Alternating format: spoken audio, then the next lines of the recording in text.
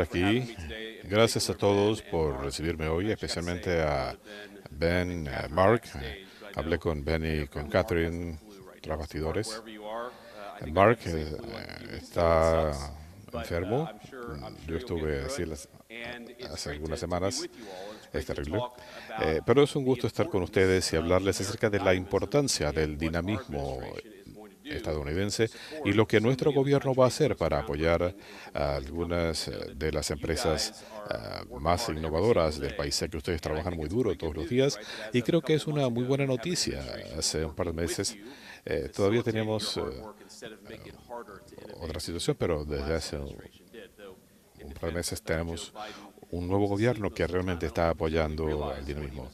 En defensa de Joe Biden, él estaba todo el tiempo durmiendo, quizá no se dio cuenta de lo que hacía, pero ciertamente esto no ayuda a los innovadores. Hablábamos tras bastidores de la conferencia de París, donde estuve hace unos meses, cuando hablé con líderes extranjeros y les dije que deberíamos abrazar el futuro. No deberíamos tenerle temor a la inteligencia artificial y especialmente para los que tenemos la fortuna de ser estadounidenses, no deberíamos tenerle temor a la tecnología productiva. Debemos buscar el predominio y es lo que este gobierno quiere lograr. Me imagino que muchos de ustedes aquí piensan así, si no, no estarían en esta conferencia. Pero he encontrado cierta resistencia de gente que le teme al efecto perturbador de la inteligencia artificial. Un periodista sugería que esto destacaba la tensión entre el tecno-optimismo y la derecha populista que apoya al presidente Trump. Y hoy quisiera hablar de estas tensiones como un orgulloso miembro de ambos bandos. Y déjenme decirlo en términos simples. Si bien es una preocupación bien intencionada, creo que se basa en una premisa falsa. Bandos irreconciliables, eso está mal. En cualquier sociedad dinámica la tecnología va a avanzar, ciertamente. Y hablando como un católico, creo que podemos recordar lo que decía el Papa Juan Pablo II en la encíclica Labora Exorem. Decía, a través del trabajo el hombre debe ganarse el pan de cada día y debe seguir promoviendo el avance de la ciencia y la tecnología. Y por encima de todo, debe elevar el moral, cultural y social de su sociedad. Ciertamente, el Papa entendió que en una economía saludable la tecnología debe ser algo que mejore y no que suplante el valor del trabajo. Y creo que hay mucho temor que la inteligencia artificial vaya a reemplazar a los trabajadores en lugar de acrecentar lo que hacen.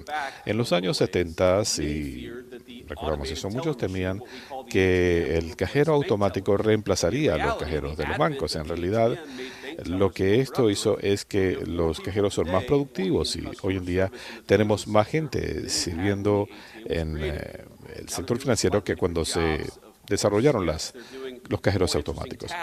Por supuesto que están haciendo tareas más interesantes y lo más importante es que están ganando más de lo que ganaban en los años 70. No solo hemos innovado, sino que hemos recortado las perturbaciones del mercado laboral.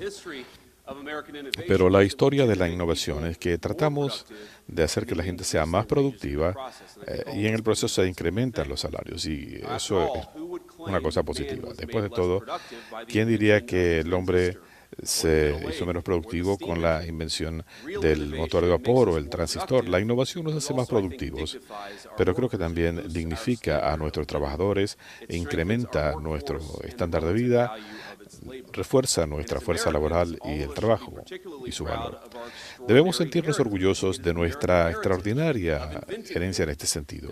Tenemos un legado de ser inventores y nuestra nación es la más avanzada en investigación y desarrollo en todo el mundo. Pero en medio de todo esto, el papel de la tecnología en el mercado laboral y los avances innovadores, si vamos a enfrentarlo con emoción o con vacilación, dependerá de nuestro sistema económico en primer lugar. Y aquí es donde hay un punto importante. No debe sorprendernos que mucha de nuestra base industrial, eh, al irse a otros países, dejó de hacer cosas interesantes en nuestro país. Vean, por ejemplo, la construcción de barcos. En la Segunda Guerra Mundial, Estados Unidos construyó miles de los barcos de la libertad para transportar soldados y carga a un ritmo de 3 barcos cada 2 días. Ahora construimos 5 barcos comerciales en un año en el país. Y como resultado, hoy tenemos el 0,1%, un décimo de 1% de la construcción naval del mundo. China produce más barcos que el resto del mundo combinado. De hecho, una de las firmas de Beijing construyó más barcos mercantes el año pasado de lo que había producido Estados Unidos desde el fin de la Segunda Guerra Mundial. Así que si bien seguimos siendo líderes en tecnología e innovación, creo que hay situaciones preocupantes en el horizonte. Y lo planteo porque esto suena como un régimen que ignoraría la oportunidad de usar la inteligencia artificial u otras tecnologías para promover sus intereses y acabar los intereses de sus rivales. La respuesta es obvia y por eso tenemos que abrazar la tecnología en Estados Unidos. Sí, hay riesgos, pero debemos inclinarnos al futuro de la inteligencia artificial con optimismo y esperanza porque creo que la verdadera innovación tecnológica va a hacer más fuerte a nuestro país. La desindustrialización tiene riesgos para nuestra seguridad nacional y para nuestra fuerza laboral. Esto es importante porque afecta a ambos casos. Y el resultado neto es que muchos en el país se quedan excluidos del proceso productivo. Y cuando nuestras fábricas desaparecen y los empleos se van al extranjero, los trabajadores estadounidenses se encuentran con inestabilidad financiera y con una pérdida profunda de identidad personal y comunitaria. Así que para cerrar el círculo en esta aparente tensión entre los populistas y los tecno-optimistas, puedo entender el escepticismo cuando hablamos del potencial revolucionario de las nuevas invenciones y la inteligencia artificial y otras tecnologías tan importantes como aquellas en las que ustedes están trabajando. Pero creo que esa tensión es un poco exagerada. Así que voy a volver a lo que divide a estos dos grupos. Cuando los populistas miran hacia el futuro, muchos ven la alienación de los trabajadores, de sus trabajos, de sus comunidades, de su sentido de solidaridad, la alienación de la gente de un sentido de propósito. Y es importante, ven un choque de liderazgo que piensa que el bienestar social puede reemplazar a los empleos o el sentido de propósito. Recuerdo un evento en el Valle del Silicio, cuando trabajaba en el sector tecnológico, cuando mi esposa y yo hablábamos con líderes de algunas firmas tecnológicas muy importantes de Estados Unidos. Esto fue en 2016 o 2017. Y hablamos de la preocupación, que no sé aún, con mayor dinamismo económico para generar bienestar económico, para que la gente pudiera comprar una vivienda o comprar alimentos. Si uno reemplaza el elemento financiero de sus trabajos, estaría destruyendo algo dignificante del trabajo en sí. Y recuerdo que uno de los empresarios que estaba allí, el presidente de una empresa multimillonaria, decía, bueno, no me preocupa la pérdida de propósito cuando la gente pierde sus empleos. Y yo dije, bueno, entonces, ¿qué va a reemplazar ese sentido de propósito? Y él me respondió, los juegos digitales inmersivos. Y mi esposo dijimos, tenemos que irnos de aquí porque esta gente está totalmente loca. Bueno, no creo que esa perspectiva sea la generalizada en esta sala, pero cuando pienso en muchos trabajadores, en base a lo que han visto en el pasado, le temen al futuro porque ciertamente el liderazgo no les ha servido.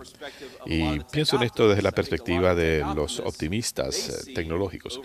Ellos lo que ven es sobreregulación que opaca la innovación, ahoga la innovación.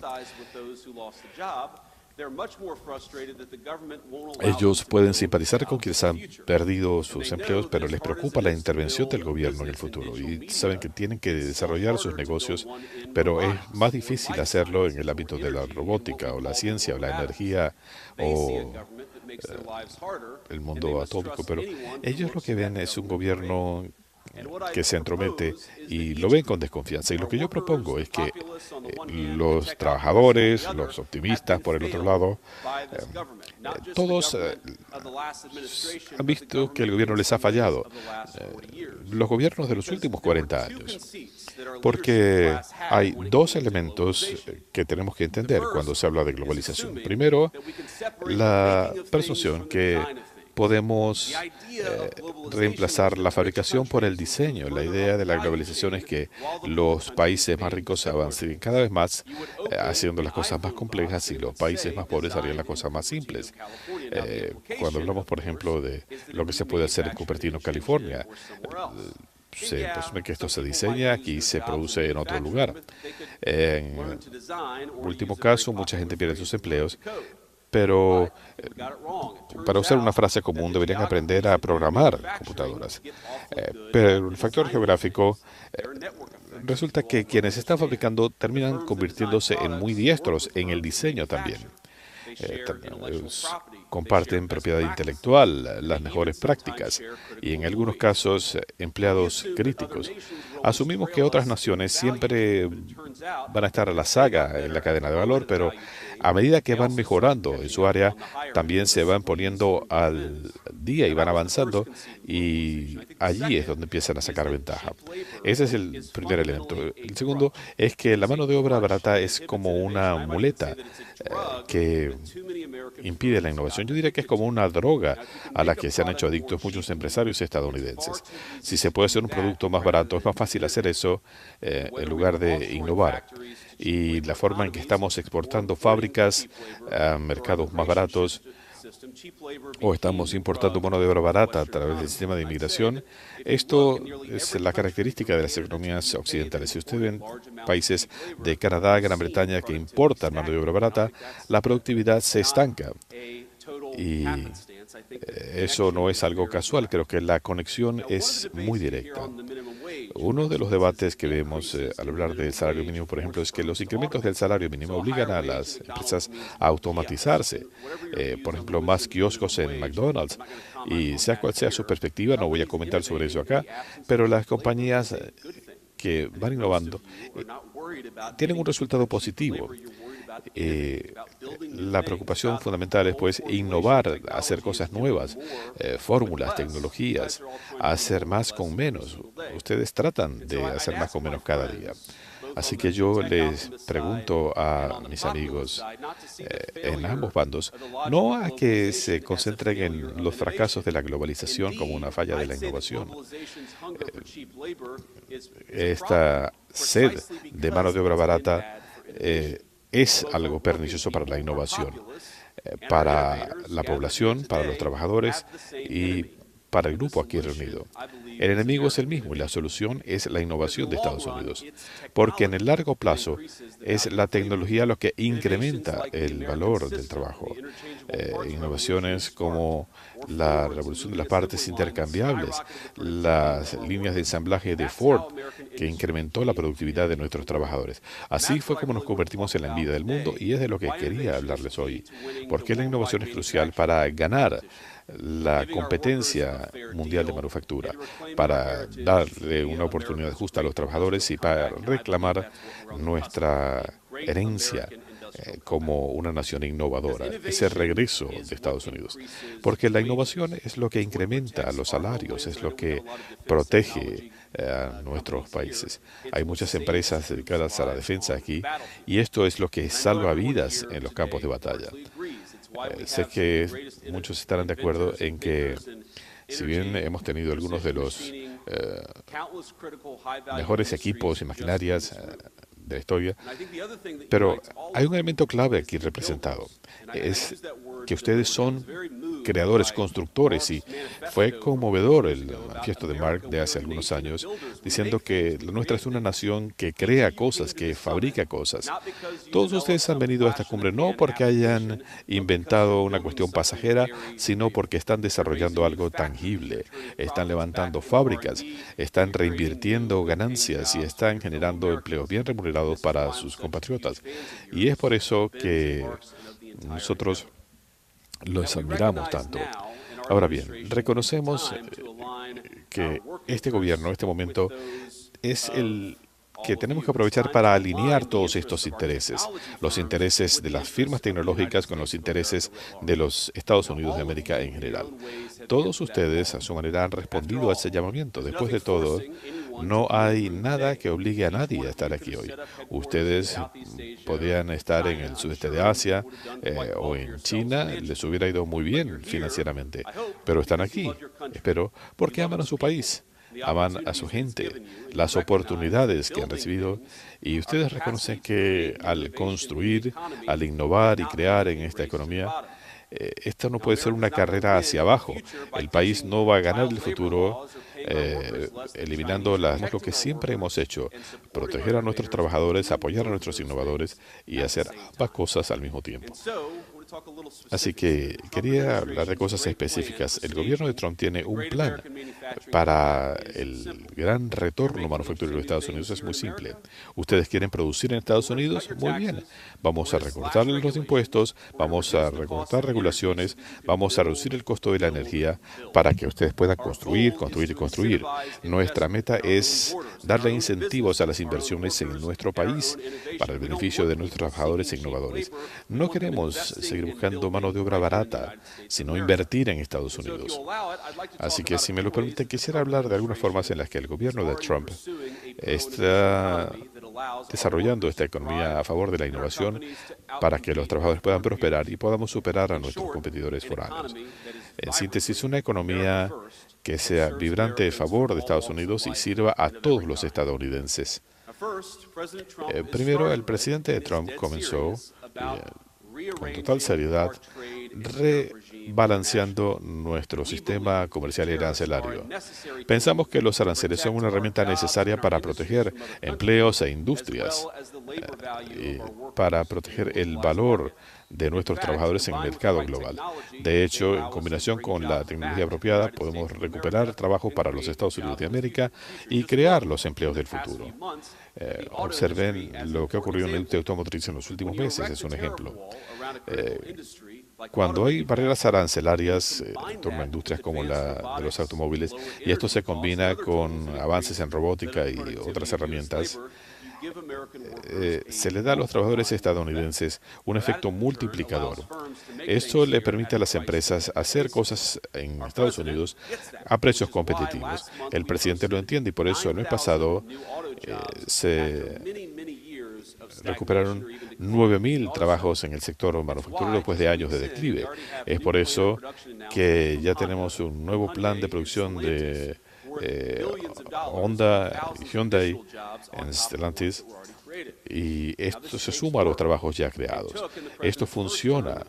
En el primer gobierno del presidente, él reemplazó el Tratado de Libre Comercio de América del Norte, desarrollando un nuevo acuerdo para ayudar a los trabajadores estadounidenses. Pero hay un trabajo importante que tenemos que hacer. Segundo, todo esto se produce en momentos en que el presidente está lidiando enérgicamente con el tema de la inmigración ilegal, porque la mano de obra barata no puede ser un sustituto de los avances productivos que van aparejados a la innovación. Por eso hemos puesto restricciones a la inmigración ilegal. Los cruces ilegales bajaron 94%, el punto más bajo que se haya registrado, después de duro trabajo en ese sentido. Gracias al liderazgo del presidente Trump, el mes pasado, por primera vez en más de un año, la mayoría de los trabajadores recuperados fueron para trabajadores nacidos en Estados Unidos. Por primera vez, la mayoría de los trabajos generados fueron para beneficiar a ciudadanos estadounidenses. Este gobierno también quiere reducir los costos asociados con la manufactura. El tener abundancia energética, sé que Doug Burgum estará aquí más adelante, es prioritario porque cuando hablamos de muchas de las innovaciones tecnológicas entendemos que eso va a requerir energía. Y nos complace que estén aquí nuestros amigos de los Emiratos Árabes y otros líderes empresariales y gubernamentales que vinieron esta semana para reunirse con nuestro gobierno. Y una de las cosas en las que insisten es algo que lamentablemente pocos de nuestros aliados europeos parecen entender, es que la vanguardia en la inteligencia artificial requiere estar a la vanguardia en la producción de energía. Así que nosotros vamos a estar a la vanguardia. Ya hemos visto indicios de progreso pasados solo un par de meses.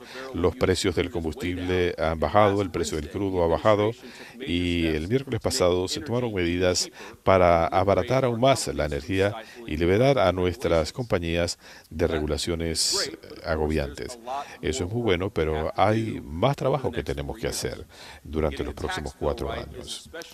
Esto es especialmente importante para ustedes y para los trabajadores. Es importante el restablecer los bonos de apreciación para los trabajadores. Queremos que la gente invierta en Estados Unidos y queremos que las leyes fiscales lo reflejen. Y para edificar sobre estos avances necesitamos una reforma fiscal.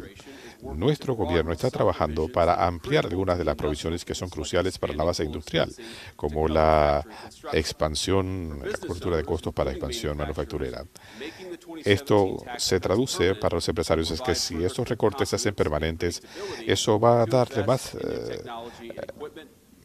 confianza y predictabilidad al sector empresarial. Va a ayudar a desarrollar a sus negocios. Pero tenemos más trabajo que hacer. Pero el país ya está comenzando a ver los beneficios de estas audaces medidas económicas de este gobierno.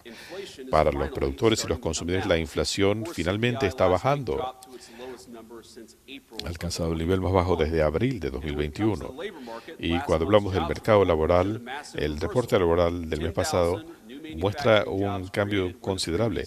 10,000 nuevos empleos cuando en el año anterior perdimos casi 100,000 empleos en el sector manufacturero. El presidente ha dicho que a menos de 2 meses de haber asumido la presidencia, ha conseguido más de 1.700 millones de dólares en inversiones en Estados Unidos. Estamos hablando de cientos de miles de empleos en el sector manufacturero, en sectores tecnológicos y más. Así que pensamos que hay mucho por lo que hay que estar emocionado. Y ciertamente esperamos que ustedes también se sientan emocionados. Pero la premisa fundamental, la meta fundamental de las políticas económicas del presidente Trump es el revertir 4 años de políticas fracasadas en este país. Por demasiado tiempo nos hicimos adictos a la mano de obra barata en el extranjero y a importar cosas a nuestro país y nos hicimos perezosos. Sobreregulamos las industrias. Le pusimos impuestos excesivos a los innovadores en lugar de facilitarles el desarrollar sus empresas y hemos hecho sumamente difícil el invertir y construir en los Estados Unidos. Eso paró hace 2 meses y así seguirá siendo. Y vamos a seguir luchando por los trabajadores estadounidenses y las empresas que los contratan en Estados Unidos. Así que quiero darles las gracias por 2 cosas. Les doy las gracias por hacer lo que hacen. Nuevamente ustedes podían haber buscado el camino más fácil.